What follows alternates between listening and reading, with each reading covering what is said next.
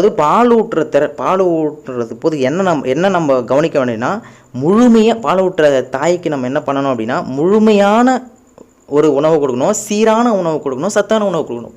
சொல்கிற கான்செப்ட் புரியும்னு நினைக்கிறேன்.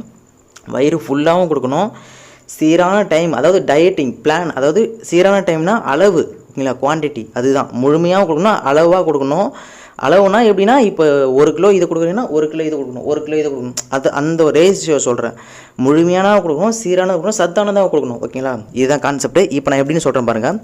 ஆடுக்கு கம்பல்சரிங்க, அதாவது ஆஃப்டர் ப்ரெக்னன்சி டைமுக்கு அப்புறம் 75 நாள் வந்துட்டு நீங்கள் வந்துட்டு கம்பல்சரி ஆடுகளுக்கு நான் சொல்கிற இந்த ப்ரொசீஜர் நீங்கள் ஃபாலோ பண்ணி ஆகணும். நான் சொல்கிறது 5 மாதம் வரைக்கும், 5 மாதம் 3 15 150 நாள் வந்துடுது. ஆனால் நான் சொல்கிறது வந்து அட்லீஸ்ட் 75 நாளாக வச்சு நான் சொல்கிறத இப்போ ஃபாலோ பண்ணி ஆகணும் ஆடு பிறந்ததுக்கப்புறம். இப்போ என்னென்ன சொல்கிறேன் பாருங்கள். கம்பல்சரி ஆட்டுக்கு வந்துட்டு பர் டேக்கு 10 கிலோ பசுந்தீவனம் கொடுக்கணும். 2 முறையாக பிரிச்சுக்கோங்க. ஒன்று மேய்ச்சல் முறை, ஒன்று அதாவது தரைமுறை வளர்ப்பு முறை, இல்லை ஃபார்ம், அதாவது பரன்மேல் வளர்ப்பு முறை. இந்த தரைமுறை வளர்ப்பு முறையும் பரன்மேல் வளர்ப்பு முறையும் 2 ஒன்றுங்க, ஒரு கேட்டகரி. இன்னொரு கேட்டகரி வந்து மேய்ச்சல் முறை கேட்டகரி. 2 கேட்டகரி இப்போ நம்ம இந்த இடத்துல பிரிக்கிற 2 காலமாக பிரிச்சுக்கோங்க. ஒரு காலத்தில் வந்துட்டு தரைமுறை வளர்ப்பு முறையும் பரன்மேல் வளர்ப்பு முறையும், இன்னொரு காலத்தில் வந்து பார்த்தீங்கன்னா வெறும் தரைமுறை மேய்ச்சல் முறை மட்டும். இப்போ ஃபஸ்ட்டு பாயிண்ட், தரைமுறை வளர்ப்பு முறையிலையும் என்ன சொல்கிறேன் அப்படின்னா, ஒரு நாளைக்கு, அதாவது பரன்மேல் வளர்ப்பு முறைக்கு சொல்கிறேன், பரன்மேல் வளர்ப்பு முறைக்கும் தரை வளர்ப்பு முறைக்கும் ஒரே பாயிண்ட் தான். புரிஞ்சிருக்கும்னு நினைக்கிறேன். பாயிண்ட் நம்பர் 1, ஒரு ஆடுக்கு பர் டேக்கு 10 கிலோ பசுந்தீவனம் கம்பல்சரிங்க.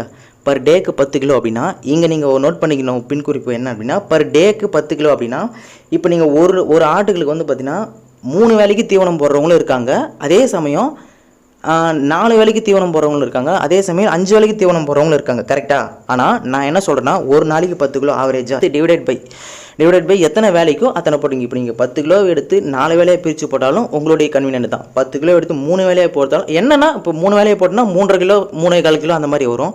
இப்போ 4 கிலோ போதும், அதோட குறையும் 4 வேலைக்குன்னா. புரியுங்களா? இதுதான் கான்செப்ட். பட் ஆனால் ஒரு நாளைக்கு ஒரு ஆட்டுக்கு பர் டேக்கு 10 கிலோ பசுந்தீவனம் நோட் பண்ணிக்கோங்க, ஓகேங்களா. அடுத்தது, சப்போஸ் என்னால் வந்துட்டு 10 கிலோ பசுந்தீவனம் கொடுக்க முடியல அப்படின்னா அதுக்கும் சொல்யூஷன் இருக்குது பிரதர். என்ன அப்படின்னா, 400 கிராம் அடர் தீவனம் கம்பல்சரி கொடுக்கணும். 400 கிராம் அடர் தீவனம், ஓகேங்களா. 400 கிராம்னா கிட்டத்தட்ட அதான் ஒரு 1/2 கிலோன்னு வச்சுக்கோங்களேன். 1/2 கிலோ அடர் தீவனம்னா, அடர் தீவனம் பற்றி நான் சொல்லவே தேவை, ஏகப்பட்ட வீடியோஸ் நம்மளுடைய சேனலில் இருக்குது, செக் பண்ணி பாருங்கள், ஓகேங்களா. எப்படி மேக் பண்ணது, எவ்வளோ அளவு கொடுக்குறது எல்லாமே இருக்குது, செக் பண்ணி பாருங்கள். அடர் தீவனம் ஒரு நாளைக்கு ஒரு ஆட்டுக்கு 1/2 கிலோ. அப்போது அதுவும் அதே தான், எத்தனை வேலைக்கு கொடுக்குறீங்களோ அத்தனை வேலைக்கே பிரிச்சுக்கணும். தென் அதுவும் என்னால் பண்ண முடியாது ப்ரோ அப்படின்னா, ஏன் இப்போ சில வந்து பசுந்தீவனம் இருக்காது, அடர் தீவனம் இருக்காது, ஆனால் உலர் தீவனம் இருக்கும், ஓகேங்களா. அப்போ அதனால தான் இந்த பாயிண்ட் நான் கொண்டு வரேன். உலர் தீவனமும் இருந்துச்சுன்னா, உலர் தீவனம் மீன்ஸ் ஒன்று